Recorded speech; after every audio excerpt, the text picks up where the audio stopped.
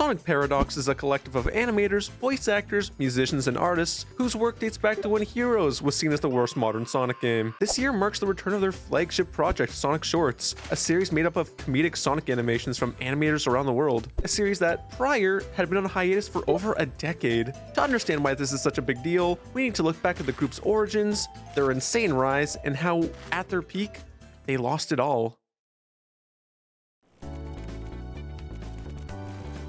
On July 20th, 2005, Newgrounds user SweetCat22 starts a thread calling for artists to join their Sonic multi-animator project.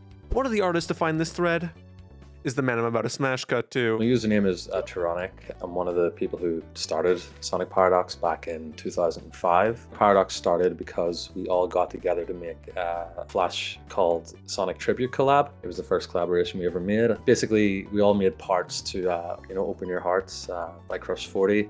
That was like the background song. We all took little parts from that. I made a very, very short, like 10-second section of Sonic like going super during part of the song, and that's how I got involved. And alongside TheWax, 10 other animators would contribute to this project, and just over a month after the thread's creation, the collab would release and be featured on the front page of Newgrounds, aka the Flash animators' equivalent to winning a Grammy. With the success of the collaboration, a sequel began production soon after. And by soon after, I mean production began the same day the original animation was uploaded. Around the same time, a little-known animator would begin posting these simple 10 to 15 second Sonic animations to their DeviantArt. This animator went by TheWax. Back around 2004-ish, I started, wanted to become an animator, and I started to go to a technical college. I started drawing a lot of Sonic X style stuff. 2005, I started uploading some individual Sonic shorts. I got invited to the Sonic Tribute Collab, which was just a bunch of animators having a good time, just having fun with a music video. Unlike the first Tribute collab, its sequel began having issues 3/4 of the way into its production. Watching this unfold, in October of 2005, TheWax compiled his Sonic animations into a collection to pitch to the Tribute Collab animators for a potential project. A couple of months later, Ther0nik would set up a forum for this idea. He'd also be the one to coin the name for both the forum and the soon-to-be collective. I was 15 when we started it. I was massively into Doctor Who because that recently resurfaced. I heard the term Time Paradox in one of the episodes, and I thought Paradox is a very cool sounding name, so why not Sonic Paradox? And that's where the name came from, Around 2007, TheWax began to organize the first Sonic shorts through the Sonic Paradox forum. Then, in January of 2008, with 18 shorts finished, TheWax put out a public invitation on his DeviantArt, looking to recruit animators for the remaining parts. Alongside this, a handful of animators were reached out to in private to contribute to this ever-growing project. This effort would culminate on February 27th, 2008, with the first volume of Sonic shorts being published to Newgrounds, and by the end of the week, had over 100,000 views. Which in 2007, we're talking like Mr. Beast numbers. So with the success of Sonic Shorts Volume 1, the Paradox team looked at each other with their heavily compressed profile pictures. Seriously, have you seen some of these? And knew that this marked the start of something huge and something new. It feels so right to be here with you. They hit the ground running, essentially. They always did quite well. But like back on Newgrounds days, that's what happened. If you got something front paged or you were slightly known, you'd blow up, like everyone did, which was great. Everyone just had a blast with it. When we were making it, we said, let's do another one while we were making the first one, because we had so many entries, and we just kept on going on, and it's been like that ever since. In 2008 alone, Sonic Shorts received 4 volumes with a total of 30 minutes of animation. Each volume only a month or two apart from the other. Each entry would gain hundreds of thousands of views. During this time, many iconic shorts were created by animators who weren't even old enough to parallel park. It was also around this point where key figures in Sonic Paradox would join the team. My name is Boozerman. I am a project lead and animator for Sonic Paradox. I went onto TheWax's DeviantArt profile and I saw a post that he'd made where he was making a call out for animators to join a new collaboration project that he was working on called the Sonic Shorts Collab. My first short was, I was listening to voice lines from the game Shadow the Hedgehog. Then I came to one particular line where Vector says, "To get through tight spaces, press the circle button while running to slide." I based my entire first short around that one line of dialogue. Yeah, I've seen when people comment on the Sonic shorts, that's one line that often gets re-quoted by people, and it does make me happy knowing that people remember it fondly. It was also around this time where the first 4 volumes would constantly be re-uploaded to this small, up-and-coming video sharing site, just a wee little thing called YouTube. Like in 2008 and all, we had a lot of people uploading our stuff onto YouTube without our permission. Bitmaster, he was our second in command back in the day. He made the channel so people stopped uploading their work without permission. And on May 22nd, 2009, the Sonic Paradox channel would grace YouTube with official versions of each volume. And if you thought Sonic Shorts was successful on Newgrounds, YouTube were able to make those look like baby numbers. What is he doing here? These uploads would go on to have millions of views and would become staples not just for the Sonic community, but internet animation as a whole. With this level of notoriety, Sonic Paradox had their first con appearance at the 2009 Summer of Sonic event. It was here where a preview of Sonic Shorts Volume 6 alongside a spin-off animation named Knuckles Briefs were shown. In the coming years, it would become tradition for Paradox to premiere their projects at one of these events. This included...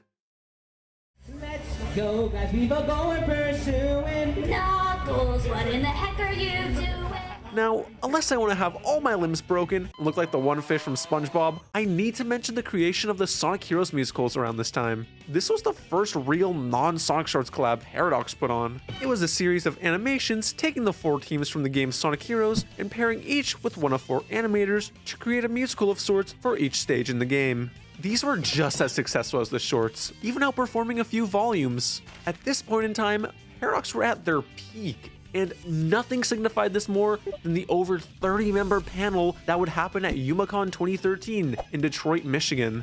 In the beginning, it was just Cyberlink 420 from Sonic F. He used to do those conventions. And then I said, how about we get all the team members together? And it just had a blast that year. At this convention, Paradox announced a brief hiatus from Sonic Shorts after doing 8 volumes, but reassured the audience with a bunch of new related projects. You had a short spin-off with Vector, a spin-off for Sega games, and even a new Eggman mini-series. Though they were entering some new territory, Sonic Paradox still felt unstoppable at this point, which makes what happens next all the more tragic.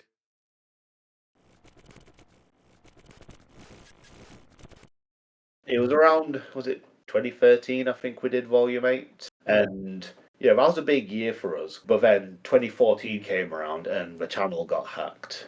And that just put a dampener on everything. That was not a happy day. We're not 100% sure how the actual hack happened. People just got so demotivated from it in the group. And, you know, because we fought for years to get the channel back with no success. Yeah, it was just really bad time for everyone in the group because we just put so much effort into building this brand of this channel, and someone come along and just take it all away.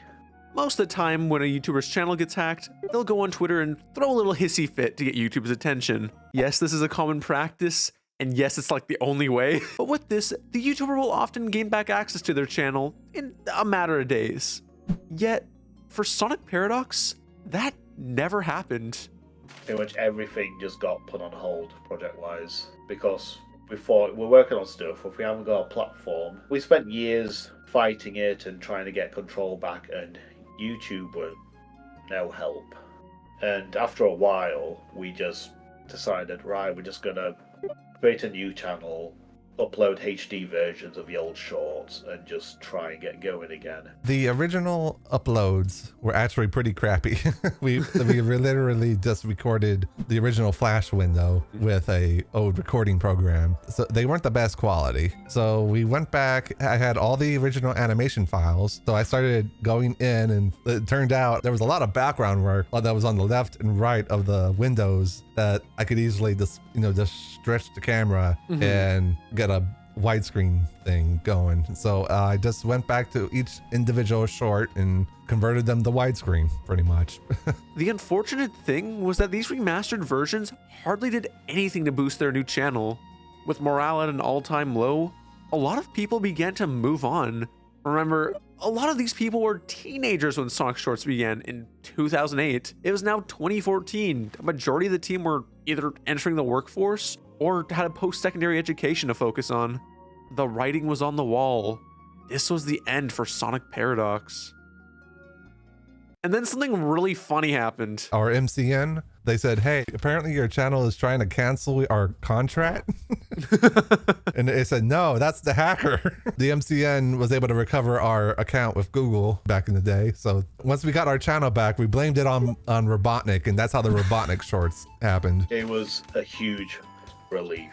After all this time, it's just felt really good to know that we could get things going again. In March of 2016, with the channel now back in the hands of the original owners, the first order of business was to begin re-uploading those remastered shorts to the original channel. Throughout the coming months, they would receive much better viewership compared to before. Once everything was re-uploaded, the channel posted Sega Generations, an animated music video done almost entirely by TheWax himself. This was all to buy time in order to get the team remotivated so they could finish off one of the projects they promised all the way back in 2013. Vector's Knickers came along as our first big collaboration since we got the channel back. That was seen as somewhat of a restart point for us, which I am proud to have been part of that. It's an excuse for me to essentially put forth the main show that people remember of mine, Feel the Love, on a grander scale. Because it would be my Vector essentially just spouting all these different lines out of context to essentially create a collaboration magnitude of innuendos galore. I remember when Boozerman started Vector's Knickers, everyone was just excited to play with those voice lines, because some of those voice lines were just funny. With the project being on hiatus for as long as it was, some new blood was brought onto the team to help finish the animation. New blood who grew up on the collective's work. That must have been a rude awakening. Little did the team know that one of these new animators would play a key role in the revival of Sonic Paradox. So my name's Ryan, or I go by RGP. The Vector's Knickers collab. That collab was in development hell because it started out in like 2013, but then like all of the Paradox accounts got hacked and they basically said, oh, we're no longer accepting new animators, even though they were. I became aware of like the Vector collab around 2015 and did like a short for it. But this was like my very first like proper cartoon, so it was like very messy, very all over the place. And all of the communication was done in the old forums. So it took like on and off like 9 months or so to finish the cartoon, and it was only like a couple seconds long. So then I did like another short for that one, but that's, I think it was around 2016 was when I like properly got started on animation. Yeah, if it wasn't for like a lot of the old like Sonic shorts, I wouldn't have like gotten interested in like drawing and animating and like continuing it. In January of 2018, the Vector short was released, and while it didn't do the type of numbers Sonic shorts usually did, it was still well received by fans of the channel. It marked the first original Sonic Paradox collab in 5 years, but a lot can change in 5 years, and it just so happened the YouTube algorithm was one of those things. Doctor Who being the second. Congrats on the transition, ma'am. During Paradox's time away, YouTube's algorithm shifted to focus on channels with more frequent uploads. Without this, channels would have their content recommended much less than others. So Sonic Paradox had to come up with a solution.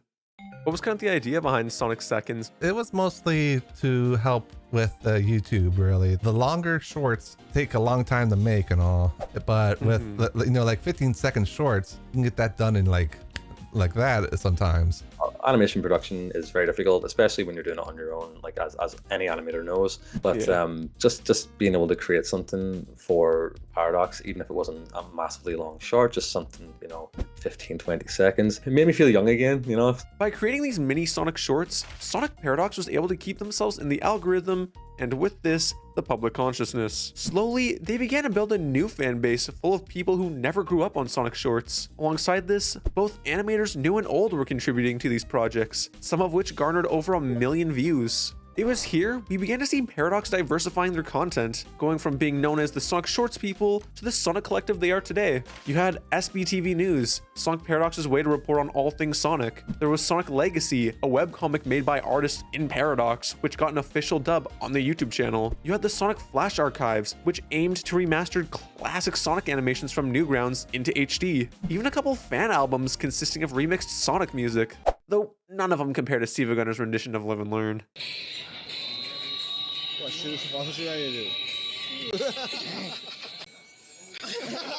However, the crown jewel of this era would be a multi-animator project led by none other than RGP. Around the time the Sonic Mania Plus DLC was like announced or came out, one of the two, I wanted to like pay tribute to Sonic Mania. We called it the multi-animator project. A lot of like projects like have something like that where it's like split up into different parts and each person animates the part. But the way we tackled it was, let's say there's someone doing part 5, they would contact the person doing part 4 and the person doing part 6 to try and get some sort of like cohesion throughout all of the shorts. So like if Sonic exits right, then the next bit would have him entering from the left. We had like some scheduling issues, so we uploaded it a couple days after Sonic's birthday. I think it was on the 25th. And we made it a Newgrounds exclusive for about a week before uploading it to YouTube. And it was this project more than any other that brought faces both new and old to the Sonic Paradox channel. It was the most successful project in this new era, but it also planted a seed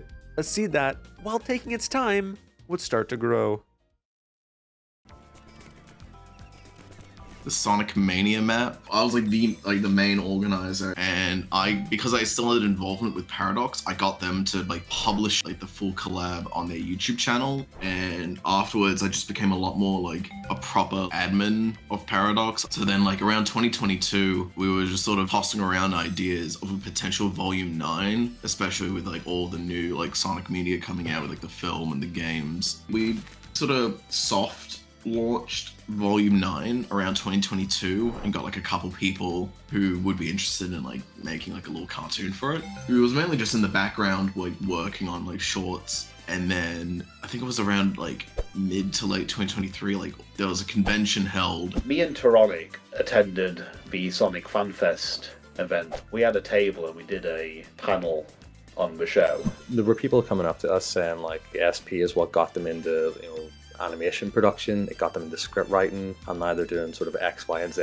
And that's quite a big impact to have on someone. The fact that it's had that reach and has inspired people to do things like that, like it really lit a fire under my ass, to be honest. Myself and Boozerman went on stage and presented some animations, but when that happened, we were like, okay, you know what? We're going to announce Volume 9 at this convention, and then we're going to commit. Then around 2024, we like bit the bullet and like properly announced it, and we got like hundreds of like applications. We had to go through a lot of them. Shout out to RGP. I'm one of the project leaders for Volume 9, but RGP is definitely the ringleader. He's the guy who set up the Newgrounds thread, got a lot of the animators involved. He's been very active from the very start. Just watching it all come together reminds me of like back in the day when we used to do this, and it's been really heartening and really cool. Very happy to say that Volume 9 is looking real good, and we're definitely going to meet our June target as well, so not long now. And this project is no small feat. It's looking to be the longest entry in the series, while being a collaboration between multiple generations of both Paradox fans and members. With people like TheWax, Ther0nik, and Boozerman being around since the early days of Paradox, nearly 20 years ago, I want to know how much longer they saw the collective being around for. As long as I'm around, I guess.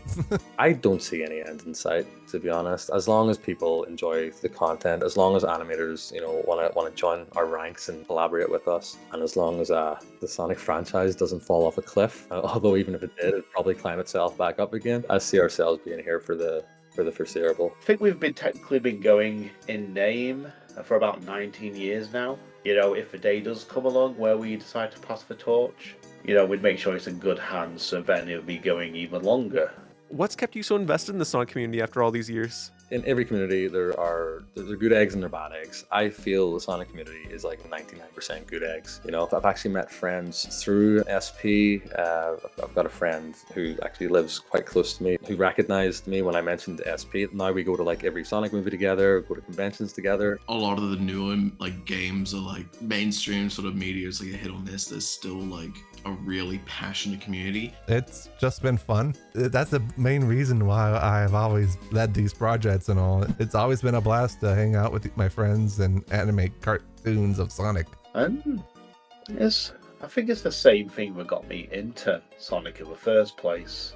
I got into Sonic through my cousin Darren. He was the epitome of 90s cool kid. He had like the curtains hair, he had the leather jacket, he had a car. And I grew up in a village, and he was the only one in the village with a Mega Drive. And he introduced me and my younger brother to Sonic 2. And, me and my brother have just been a fan of it since. And back in 2000 he died, and you know, me doing Sonic shorts, to me that's kind of my way of paying tribute to him and thanking him for everything he did for me, because you know, he helped make me who I am today in terms of my interests and being involved in the Sonic Paradox group and everything. So everything I do Sonic shorts wise and Sonic animation wise is a tribute to him, and you know, just a personal thank you. From the project's humble beginnings with a group of kids sharing their love of Sonic through animation, to those same kids nearly 20 years later sharing the same love with the next generation and the generation after that. There are few online groups that have the legacy of a Sonic Paradox, and I hope we continue to not take them for granted. I'm excited for the future of Sonic Paradox, as this moment in time truly feels like that next big step. So here's to another 20 years, everyone. Thanks for watching.